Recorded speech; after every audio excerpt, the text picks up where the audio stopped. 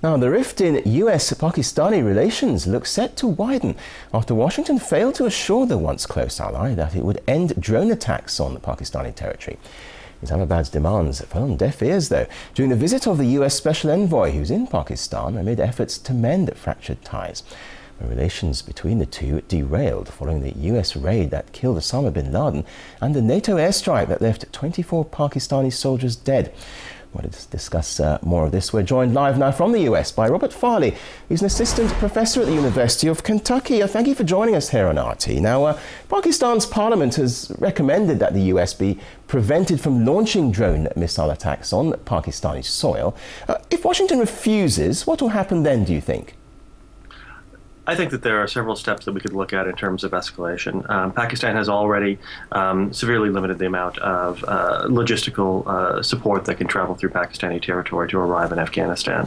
But we could also conceivably see some measures to try to, kinetic measures to try to shoot down or prevent drones from operating in Pakistan. We could also see more diplomatic measures in terms of withdrawing ambassadors. There's still a long way to go in terms of deterioration of relations between the U.S. and Pakistan. Now, Washington seems willing to restore cooperation with Pakistan, but it hasn't offered an apology for the airstrike death. So how much of a stumbling block is that? I think it's a significant stumbling block, although at the same time, I can understand from NATO's point of view and from Washington's point of view why they're reluctant, how they view the incident differently than the Pakistanis do. And there are civil military relations issues that complicate the entire issue of trying to offer an apology. But it remains a significant stumbling block between Pakistan and the United States. If Pakistan now refuses to reopen its borders for NATO convoys, how will that affect the bloc's operations in Afghanistan?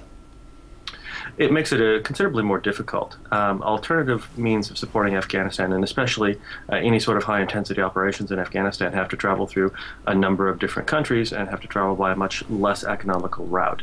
And I know that I have friends in the military who have argued that the support route through Pakistan is really critical to continuing operations in Afghanistan at any degree of efficiency.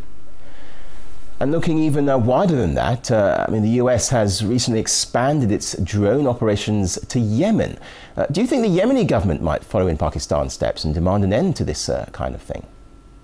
No, that's interesting because I think in Yemen, the argument has been made that the targets of the drone campaign there also happen to be working with rebels against the Yemeni government.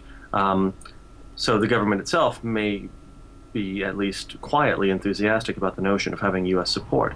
At the same time, I suspect you'll get the same sorts of concerns that you see in Pakistan now, which are about sovereignty, which are about nationalism, and the notion that Americans can just kill anyone who happens to be wandering through Yemen at any given time.